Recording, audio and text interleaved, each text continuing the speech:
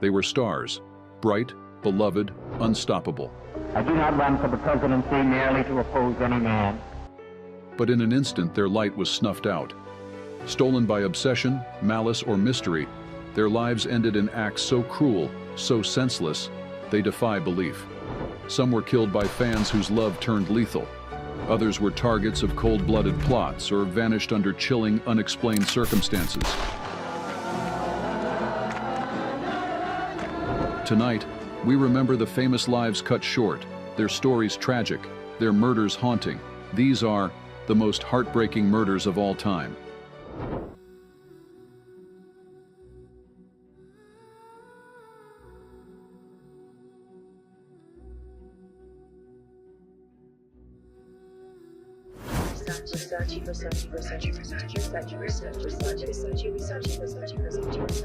Gianni Versace wasn't just a fashion designer. He was a force. Born in Reggio Calabria, Italy, he built an empire rooted in fearless glamour. His designs defined an era. Bold prints, rich colors, and unapologetic sensuality. There is a flamboyance that is contained and controlled. Celebrities didn't just wear Versace, they became part of his mythos. From Madonna to Princess Diana, his fashion told stories of power, beauty, and individuality. But on July 15, 1997, that story ended violently on the steps of his Miami Beach mansion. Versace was returning from a morning walk to pick up the newspaper when Andrew Cunanan approached and shot him twice at point-blank range. Do you remember where you were when you heard that Versace had been murdered? Oh, I remember profoundly. I opened up my computer and it flashed before me. The murder stunned the world, not just for who Versace was, but for how random and brazen it seemed. In truth, Cunanan was already on the FBI's 10 most wanted list. He had murdered 4 other men in a 3-month cross-country killing spree. His victims included former Navy officer Jeffrey Trail, architect David Madsen, Chicago real estate developer Lee Miglin, and New Jersey cemetery caretaker William Reese. The manhunt for Cunanan was massive and tense. For 8 days after Versace's murder, he hid just miles away on a houseboat, evading one of the most intense searches in U.S. history. On July 23, 1997, as police closed in, Cunanan died by suicide with the same gun he used to kill Versace. To this day, Cunanan's motives remain murky. There's no clear link between him and Versace beyond speculation and obsession. Spree killer continues and continues and continues and does not go back into their normal life. Life as they know it, it's done. Some believe Cunanan was fueled by delusion, resentment, or a desperate need for notoriety. Versace's funeral in Milan was a global moment of mourning. Thousands gathered, not just to grieve a designer, but to honor a visionary who turned fashion into art. His sister Donatella took the reins of the brand, but the loss remains.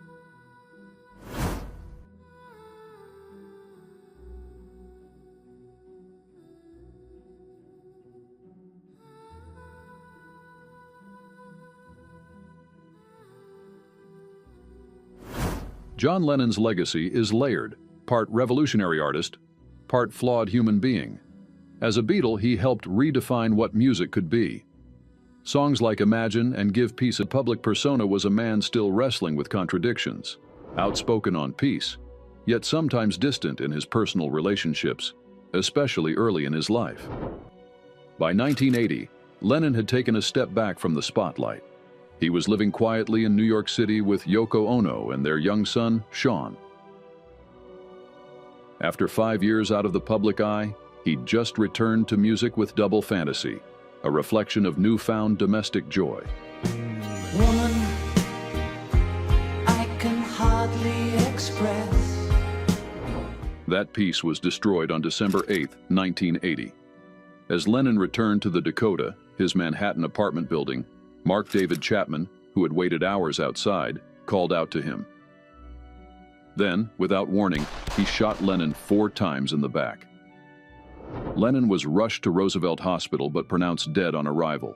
He was 40. Mr. Chapman came up behind him and called to him, "Mr. Lennon." as he arrived at that doorway. Chapman, 25 at the time, was a Beatles fan who later claimed he was driven by a desire for notoriety. Earlier that same day, he'd even asked Lennon for an autograph. After the murder, he remained at the scene reading The Catcher in the Rye, which he claimed influenced his actions. Since 2000, Chapman has been eligible for parole and has been denied 12 times, most recently in 2022. Each time, the board has cited the premeditated and callous nature of the crime and the deep suffering it continues to cause Lennon's family and fans.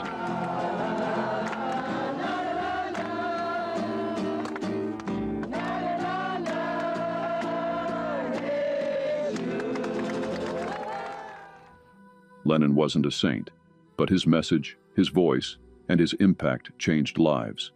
What makes his death so haunting is how sudden, senseless, and deeply personal it felt for millions. He died just steps from his home, taken by someone who once admired him. Imagine there's no heaven.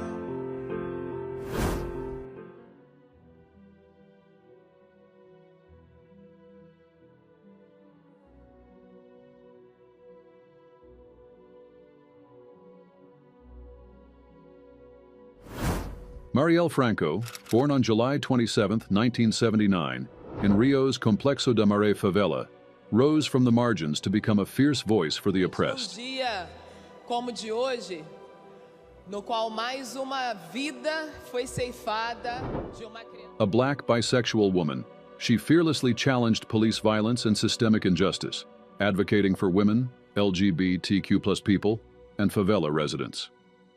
Her outspokenness made her a hero, but also a target. On March 14, 2018, that voice was brutally silenced. After condemning police violence at a public event, Marielle and her driver, Anderson Gomez, were gunned down in a calculated attack as they drove through Rio.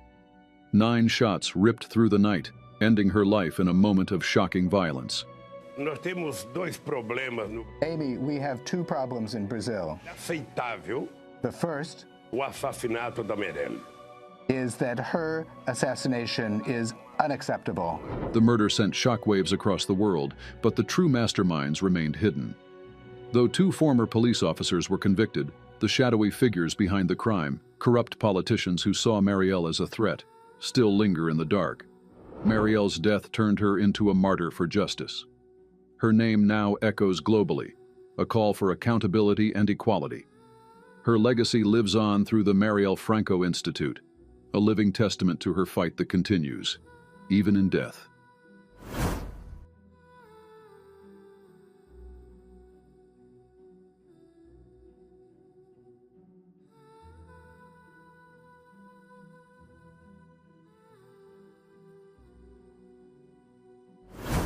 Anna Politkovskaya was more than a journalist. She was a witness to horror, a voice for the voiceless in a country that wanted silence. Born in New York, raised in Moscow, she chose to confront the shadows of the Russian state with pen and defiance.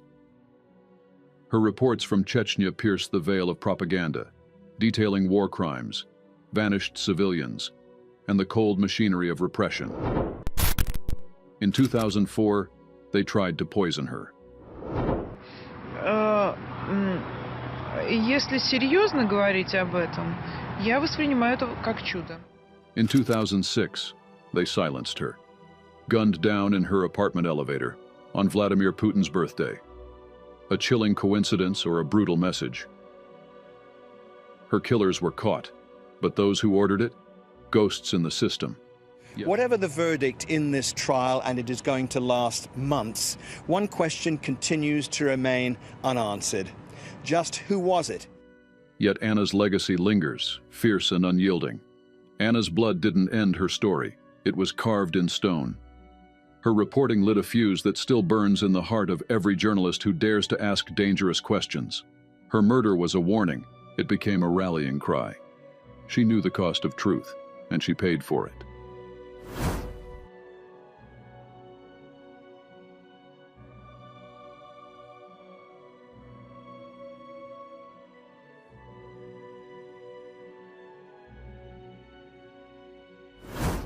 Benazir Bhutto was born into power, and tragedy. The daughter of a prime minister hanged by a dictator, she rose from grief to become the first woman to lead a Muslim-majority nation. Harvard sharpened her mind. Oxford shaped her resolve. But it was Pakistan, its chaos, its hope, that claimed her heart. Twice she was elected. Twice she was ousted. Exile did not break her. She returned in 2007, knowing death waited. A bomb ripped through her motorcade. She survived, barely, and she kept going. And we are prepared to risk our liberty, but we are not prepared to surrender our great nation. On December 27, 2007, as she waved to supporters in Rawalpindi, the bullets found her. Then the bomb, a flash, smoke, screams, and then nothing. Benazir's assassination shattered more than a life. It silenced a voice defying extremism, patriarchy, and military power. The mastermind remains unnamed, the question unanswered. But her shadow still walks Pakistan's torn political stage, part icon, part warning. She dared to lead, she dared to return, and she died for it. In the end, they killed the leader, but not the fire.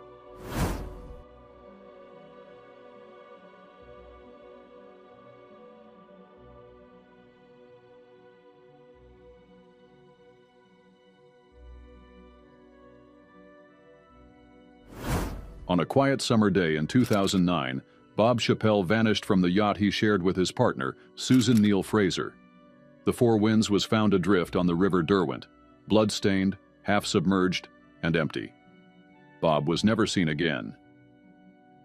A Hobart woman has been accused of killing her partner with a wrench and dumping his body in deep water. With no body and only fragments of evidence, suspicion turned swiftly to Susan. Her conviction in 2010 rested on shaky testimony and circumstantial clues. She maintained her innocence, even as she began a 23-year sentence. You know who killed Bob Chappell? Yes. As doubts mounted and key witnesses recanted, the case became one of Australia's most contested convictions. Do you trust the police? No, not really. In 2022, after 13 years, Susan was granted parole, but the mystery remained. I've waited so long to have the truth come out. It's got to come out. Bob's fate is still unknown. His disappearance and the questions it left behind continue to cast a long, uneasy shadow over Tasmania's justice system.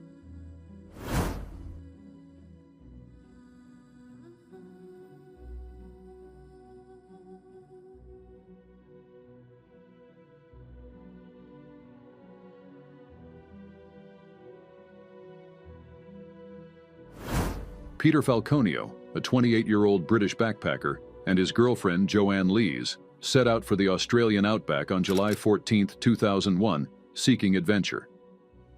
What awaited them, however, was a nightmare that would shatter their lives forever.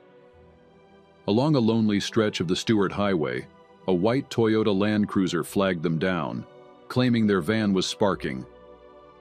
As Peter approached, a gunshot tore through the silence of the desert. Joanne revved the engine and heard what she thought was the combi van backfiring, as it had done in the past. And Joanne looked up to see a man with a silver handgun. Bradley John Murdoch then bound her with cable ties and dragged her into the darkness, intent on taking her. In a desperate act of survival, Joanne broke free, fleeing into the unforgiving wilderness.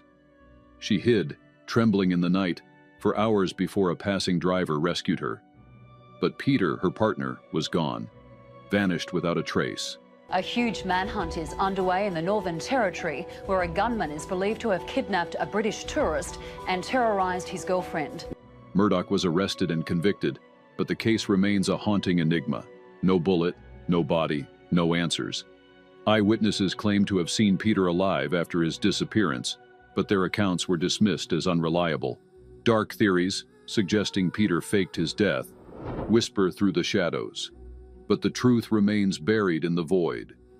The silence of that desolate highway endures, holding the terrible secret of what really happened that night.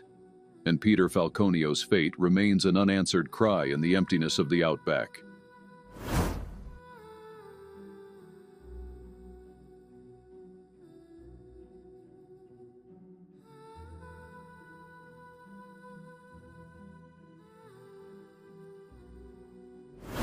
Robert F. Kennedy, the beloved U.S. Senator and beacon of hope after his brother's assassination, was on the cusp of history in 1968. His presidential candidacy symbolized a chance for America to heal, to rise from the wounds of division, violence, and loss. With his unwavering fight for civil rights and the oppressed, Kennedy became the voice of a nation in desperate need of redemption. But on June 5, 1968, that fragile hope was shattered in the most brutal, unforgiving way. After delivering a triumphant speech in Los Angeles, Kennedy was shot 3 times at point-blank range in the kitchen pantry of the Ambassador Hotel.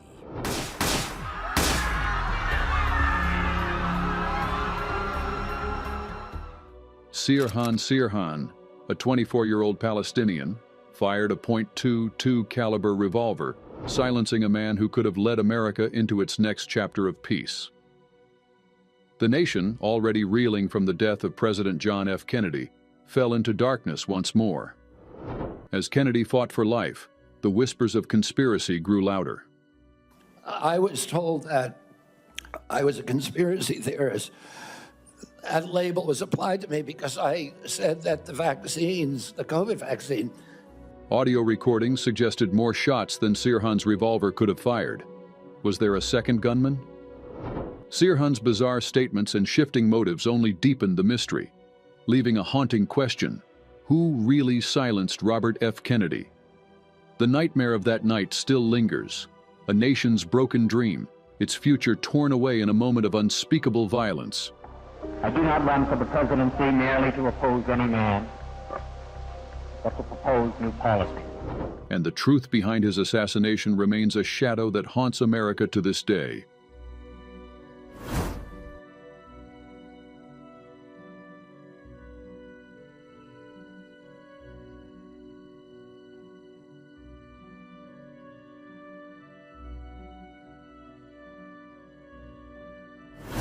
Thomas Becket, once a loyal confidant to King Henry II, became his fiercest adversary. What began as a relationship of trust spiraled into bitter conflict when Becket chose the church's authority over the king's commands. Enraged by Becket's defiance, Henry is said to have uttered, "Will no one rid me of this turbulent priest?" Words that set the stage for a chilling act of violence. On December 29, 1170, 4 knights, acting on those words, entered Canterbury Cathedral. During evening prayers, they confronted Becket near the altar. When he refused to submit, they attacked, their swords tearing through his flesh. The final blow split open Becket's skull, spilling his brains onto the sacred floor, a grotesque desecration of the holy space. The murder reverberated across Christendom. Becket's martyrdom ignited outrage as the knights, sworn to both king and church, defiled the very sanctuary of faith. In the wake of his death, Henry II was forced to perform public penance. But the question remains, did he truly intend for Becket to die, or were his words twisted by zealous men?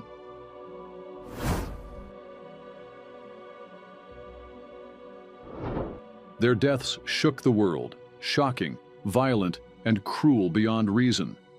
The pain of their deaths lingers, the whys remain unanswered.